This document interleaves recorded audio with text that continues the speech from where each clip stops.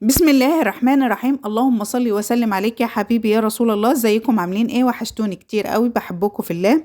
هنعمل النهارده، يلا بقى خلاص ما عادش فيه وقت خالص، اقل من نص ساعه هنعمل بوديفور سهل ولذيذ وهنفرح بيه بيتنا واولادنا. زي ما انتم شايفين كده، معايا 500 جرام من الزبده ومعايا 100 جرام من السمنه، ممكن نستبدل الزبده نص ونص على حسب ما انتي حابه.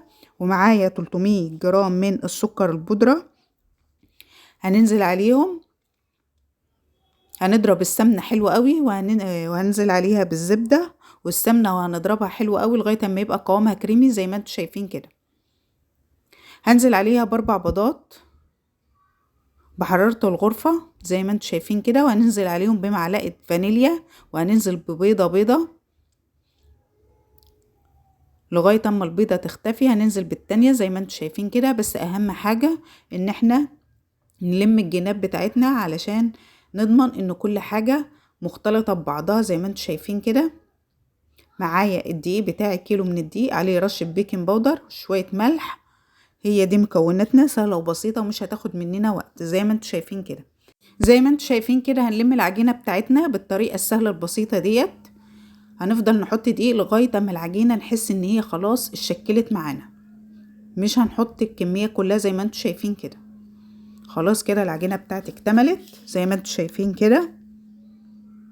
وهنقسمها بقى نصين، نص شوكولاتة ونص فانيليا. اللي حابب ان هو يعملها فانيليا بتبقى احلى من الشوكولاتة 100 مرة. زي ما انتم شايفين كده، معلقة شوكولاتة هنزل عليهم بمعلقة سمنة وهدوبهم حلو قوي، وهنزل بيه نص كمية بتاعة البودوفور بتاعتي، وهعجنها حلوة قوي ان هي تشكل معايا تبقى لونها شوكولاتة زي ما انتم شايفين كده. شايفين ما شاء الله على الجمال. يلا نشكل بقى. البودوفور بتاعنا ما بياخدش وقت، ده القمع بتاعنا وده كيس الحلواني. اهم حاجة الكيس الحلواني بتاعنا يكون جامد عشان يستحمل عجينة البودوفور، لانها بتبقى جامدة شوية زي بلح الشام وانواع تانية من المعجنات اللي احنا بنستخدمها في كيس الحلواني والقمع بتاعنا. زي ما انتم شايفين كده ما شاء الله، سهلة جدا وبسيطة.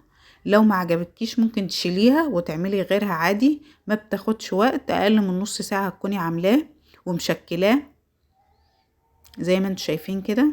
شايفين ما شاء الله على جماله.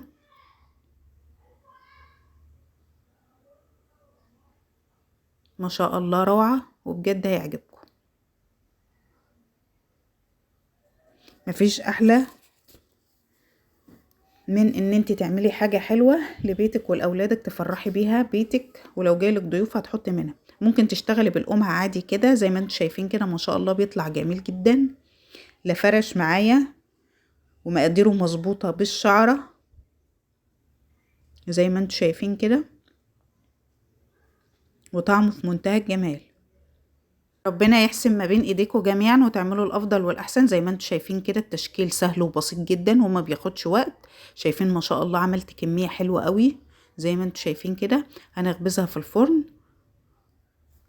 بتاخد درجة حرارة 180، تاخد لها حوالي ربع ساعة، وبنطلعها زي ما انتم شايفين كده ما شاء الله مستوية ومقرمشة حلوة قوي. هنشكلها مع بعض بالشكل اللي انتم شايفينه دوت. معايا شوكولاتة بيضة وشوكولاتة دارك، نعمل لهم حمام بخار، او ممكن تدخليهم الميكروويف بحبة زيت صغيرين كده ويطلعوا معاكي جمال. ممكن تعملي بمربى، ممكن تعملي بشوكولاتة.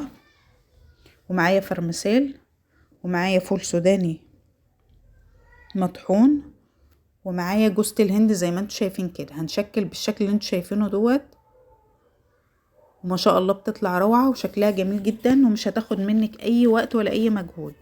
في ثواني كده وانت بتتسلي هتعمليها. قومي يلا وشجعي واعملي الحاجة الحلوة دي.